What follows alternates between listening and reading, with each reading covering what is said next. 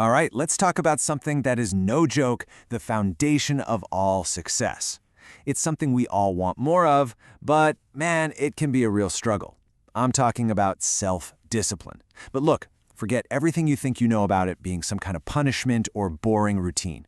We're going to reframe this. We're going to talk about discipline as the one master key that unlocks your absolute highest potential. But let's just get real for a second. If this was easy, everybody would be doing it, right? So why is it so darn hard? Why do we get these bursts of motivation, start a new habit, and then poof, it's gone a week later? You're not alone in this. It's a huge challenge for pretty much everyone. And today, we're going to crack the code on how to conquer it for good. And this quote right here, this is our North Star for this entire explainer. I want you to really let this sink in. Discipline isn't a cage that holds you back. It's the exact opposite. It's the one key, the only key, that can open every single door you've ever wanted to walk through. It's the skill that every other skill is built on. Okay, so let's get into it. Before we even touch the how-to, we have to get our heads wrapped around the why. Why is discipline really the one thing that experts point to again and again as the most important ingredient for doing anything great? See, this isn't just some feel-good motivational poster. This guy, Kurt Kottmeyer, spent 50 years, half a century, studying what makes people successful. He sifted through thousands of books, articles, you name it. And after all that, when you boiled down the hundreds of principles he found, what was number one? It was self-discipline. He literally called it the father of all the other principles. And if you want to see what that looks like in the real world, look no further than sushi master Jiro Ono. This guy wasn't just born a genius chef. His secret weapon was an almost insane level of discipline.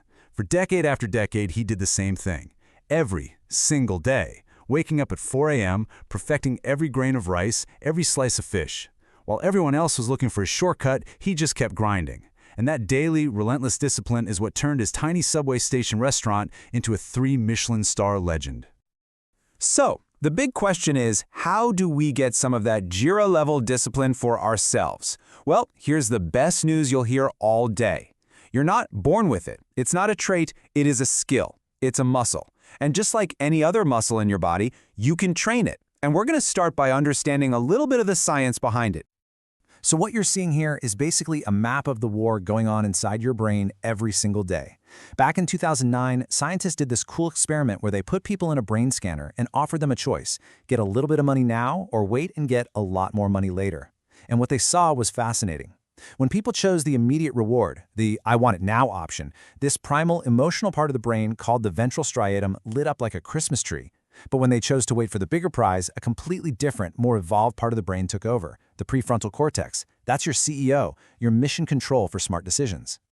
And here is the absolute game changer. That prefrontal cortex, that is your discipline muscle. Every single time you make the harder choice, dragging yourself to the gym instead of staying on the couch, or choosing to work on your project instead of scrolling through your phone, you are literally doing a rep, a bicep curl for your brain's self-control center.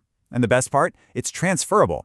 Building discipline at the gym makes you more disciplined at work. It all builds on itself. So this brings us to a really important question about how you see things. Are you a sprinter or are you a marathon runner?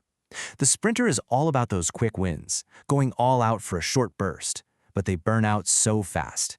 The marathon runner, on the other hand, understands the long game. Think of a young Warren Buffett who sold a stock way too early for a tiny profit and kicked himself for it forever. He learned a hard lesson. True success comes from sustained, paced effort. Discipline is a marathon, my friends, not a sprint. Okay, so we've got the big picture mindset. Now it's time to get tactical. How do we actually win those small, moment-to-moment battles where discipline is either won or lost? Let's check out 2 super powerful tools you can start using today. All right, tool number 1 is a technique called urge surfing. A psychologist named Alan Marlott came up with this to help people deal with those sudden, powerful cravings. The urge to grab junk food, or procrastinate, or check your phone for the 100th time. The core idea is to stop trying to fight the urge head-on. Instead, you're just going to observe it. Here's exactly how you do it. The next time you feel that powerful pull to do something you know you shouldn't, just pause. First, just acknowledge it. Say, there's the urge to scroll Instagram. Don't judge it. Then, just observe it. How does it physically feel in your body? Is your chest tight? Are your palms getting sweaty? Then, just wait. Set a timer for 10 minutes and do absolutely nothing. And here's the magic. What you'll find is that urges are just like ocean waves. They swell up, they hit a peak, but if you just ride it out, they will always crash and disappear on their own. Now for our second tool, building a routine, especially on the days you really don't feel like it. I mean, look at this quote from Mike Tyson. He's not saying he loved his brutal training, he hated it, but he understood a fundamental truth. You have to suffer through the temporary pain of discipline to earn the lasting reward of being a champion. And guess what? There's hard science that backs this up. Research from Harvard shows that when you start your day with a small, disciplined win, like a 15-minute workout or just 5 minutes of journaling, it actually fires up your prefrontal cortex. It's like turning on the lights in the CEO's office. This creates a psychological domino effect. That one good decision makes the next good decision easier, and that one makes the next one easier, and so on all day long. But here's a really important twist. Discipline is not about just gritting your teeth and pushing harder all the time. You can't just sprint a marathon, remember? A huge part of this is learning how to intelligently manage your mental energy. This chart shows the results from a famous experiment that totally proves this point. So, picture this. Researchers put two groups of people in a room. In the room, there's a plate of delicious, fresh-baked chocolate chip cookies and a bowl of radishes. Group 1 was told you can only eat the radishes, so they had to sit there smelling the cookies, using all their mental strength to resist. Group 2 got to eat the cookies.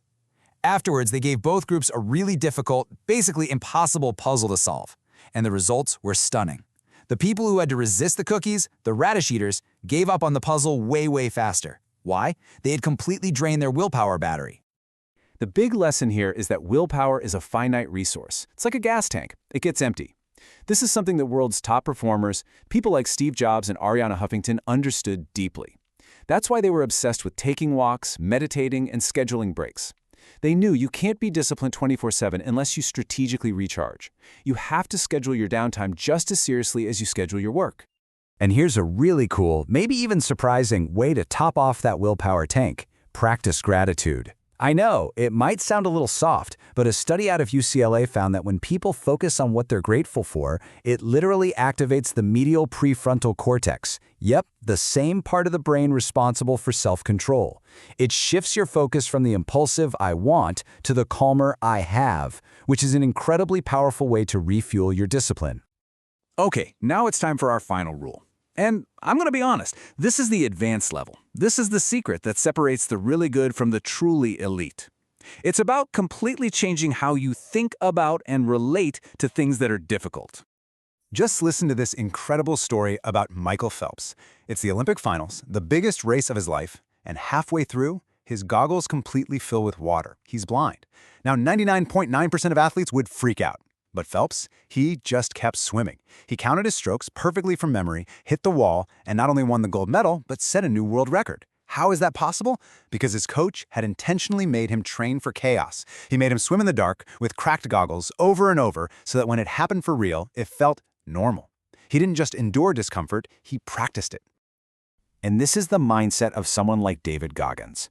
The absolute highest achievers don't just put up with discomfort when it happens. No. They go looking for it. They run when it's raining. They take the cold shower. They volunteer for the hard project that no one else wants. They fundamentally understand that all growth, all strength, all progress happens right on the edge of your comfort zone, and so that is where they choose to live. And that's the whole playbook, your 7 rules for building world-class self-control. It's about learning to surf your urges instead of fighting them, training your brain like it's a muscle, playing the long game with a marathon mindset, building those key daily habits, using gratitude to refuel, managing your willpower, and finally, learning to love the hard stuff. So, we've covered a lot, but the theory is over. The real work starts right now, with you. So I'm going to leave you with a challenge, a question. What is one small, manageable piece of discomfort you are going to intentionally embrace today? Just one thing. Maybe it's a 2-minute cold shower. Maybe it's waking up 15 minutes earlier than you want to. Maybe it's finally making that phone call you've been dreading. Pick one thing and go do it. Start training that discipline muscle right now.